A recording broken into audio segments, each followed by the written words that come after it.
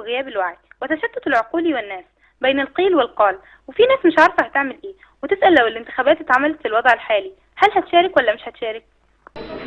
مش هشارك عشان مفيش حد يشارك فيه. انا هشارك في الانتخابات دي عشان الانتخابات دي انتخابات بلدي، وانا كمصري لازم اشارك في نمو بلدي. انا هشارك بصوتي، بس خلال الفتره دي انا مش ممكن طبعا اشارك، لان في يعني دلوقتي يعتبر الثوره اللي قايمه ديت ثوره مضاده، ما فيش احتمال ان انا يعني اشارك دلوقتي.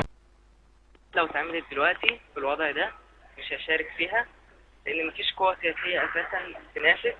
طبعا لازم ادي صوتي، لان احنا بنحاول نكون مجلس شعب بيتكلم عننا، بنحاول نوصل لمرحله النقاش. هشارك.